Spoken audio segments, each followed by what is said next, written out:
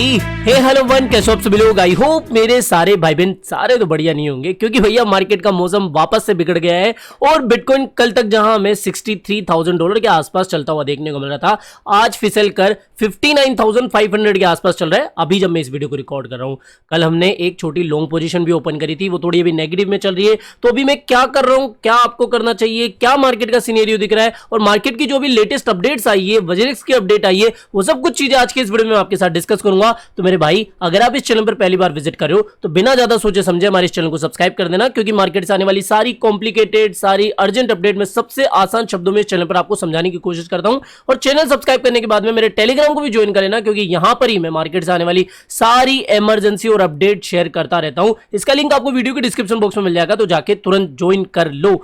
अब बात करते हैं पहले ओवरऑल मार्केट के बारे में। देखो, ओवरऑल मार्केट आज के दिन बहुत खूनम खान देखने को मिल रहा है, और ऐसा नहीं है कि ये कोई अनएक्सपेक्टेड मूव था, हमें पता ही नहीं था कि भैया इतना कोई करेक्शन हो जाएगा। नहीं, ऐसा हमने बहुत पहले डिस्कस करके रखा था। यहां पर आपको याद हो, मेरा ये सेकंड चैनल है, यहां पर आप देख सकते हो मैंने आपको 3-4 दिन पहले से ही अलर्ट करके रखा था कि भैया देखो, बिटकॉइन की हालत जो है ना, इस समय कहीं ना कहीं पतली होती हुई देखने को मिल रही है, क्योंकि बिटकॉइन एक साइडवेज रेंज में चल रहा है। मैंने आपको जितनी भी लेटेस्ट अपडेट थी बिटकॉइन के रिगार्डिंग यहां पर शेयर करी कि भैया देखो, साइडवेज मूवमेंट चल रहा है 1 आवर टाइम फ्रेम पर, और इसके अकॉर्डिंग एक बार्ट सिम्पसन पैटर्न भी बन रहा है। और अगर ऐसा हुआ तो हम 60,000 तक बीटीसी को देख सकते हैं। साथ ही मैंने टोन कॉइन की जो बेस्ट बाइंग प्राइस थी वो भी आपके साथ शेयर कर दी, और ये जो बार्ट सिम्पसन पैटर्न बन रहा था इसके अकॉर्डिंग क्रैश आना था। लेकिन जो लेवल हम मान के चल रहे थे कि भैया यहां तक ही गिर सकता है, वो है 60,100 60,500 के आसपास। लेकिन बिटकॉइन ने लॉन्ग्स को भी लिक्विडेट करने के लिए, क्योंकि देखो जो बड़े लॉन्ग्स यहां पर ओपन होकर रखे थे वो तो लिक्विडेट होने ही थे, और उसकी आशंका हमें पहले से ही थी। ठीक है, हमने यहां पर ये भी डिस्कस करा था कि हम थोड़ा शॉर्ट पे श्योर नहीं है, इसलिए हम लॉन्ग तो यहां से ही ओपन करेंगे, और जो कि हमने ओपन करी भी। लेकिन इस समय थोड़ा सा नेगेटिव माहौल बनता हुआ देखने को मिल रहा है। देखो मैं क्या कर रहा हूं, अपनी जो लॉन्ग मैंने 61,200 से 60,500 पे एवरेज आउट करके ओपन करी थी, उसको मैं थोड़ा सा यहां पर वेट कर रहा हूं, क्योंकि मुझे यहां पर एक राइजिंग वेज का बॉटम ट्रेंड लाइन सपोर्ट मिल रहा है। अगर यहां पर कोई भी 4 hourly candle closing, daily closing हमें इसके नीचे देखने को मिल जाती है, तो भैया माहौल सच बता रहा हूं मैं बहुत खतरनाक ही देखने को मिल सकता है। क्योंकि अगर आप हिस्टोरिकली देखोगे तो सितंबर का मंथ तो वर्स्ट से वर्स्ट ही गया है।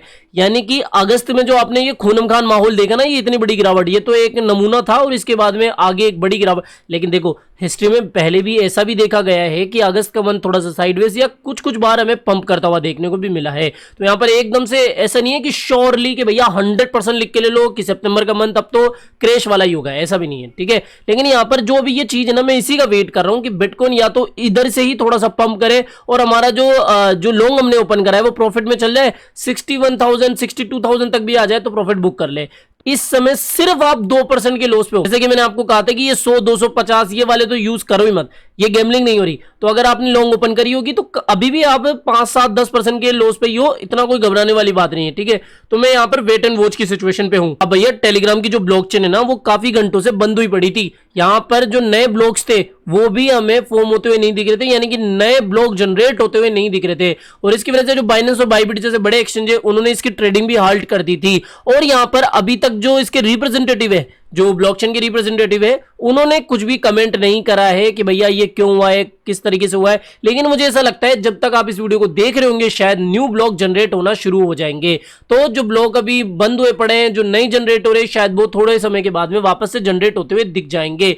और यहाँ पर इस समय टोन की जो हालत है वो आप देख सकते हो कि काफी नाजुक हुई पड़ी है। मैंने आपको वैसे टेलीग्राम पर पहले भी कह दिया है कि अगर आपको ये 4.6 4.5 के आसपास दिखे तो यहाँ पर स्पोर्ट के अंदर इसको उठाना चाहिए। फ्यूचर्स में गलती से भी एंट्री मत लेना, क्योंकि भैया इसका माहौल अभी तगड़ा ही चल रहा है। तो ये ध्यान रखो कि अगर आपको यूज करना भी है तो यहाँ पर फ्यूचर्स के अंदर नहीं, स्पोर्ट के अंदर आप बाइंग बना सकते हो यहाँ पर।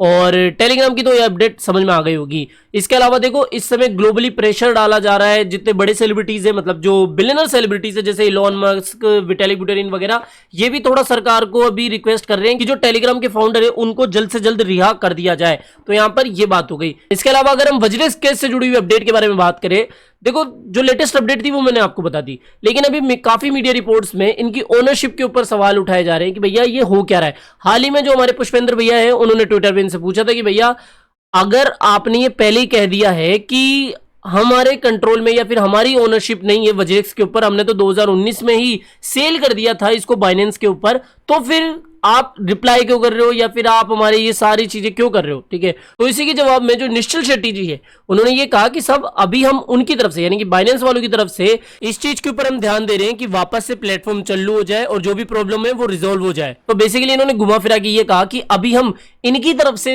ये सारी चीजें कर रहे हैं, हमारा अभी भी कोई ओनरशिप नहीं है।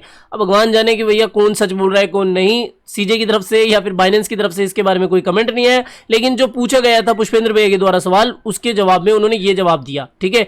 तो एक तो ओनरशिप के ऊपर वापस से सवाल उठने खड़े हो गए। साथ ही काफी लोगों ने इनसे जो सवाल पूछे, लाइक एक ट्विटर यूजर है जितेंद्र गुप्ता जी, उन्होंने कहा कि what things you are doing for reducing 45% loss for users. तो बेसिकली उन्होंने कहा कि हम अभी क्या कर रहे हैं कि जो इतना बड़ा लॉस लोगों का हुआ है उससे निपटान के लिए अभी हम जो हमारे एसेट चोरी हुए हैं उसकी रिकवरी के ऊपर प्रयास करें, पोटेंशियल पार्टनर्स के साथ में कोलैबोरेशन करें, साथ ही नए प्रोडक्ट वगैरह भी हम बनाने की कोशिश करें जिससे कि हम एलोकेशन दे पाए लोगों को और उनका कुछ ना कुछ फायदा हो सके।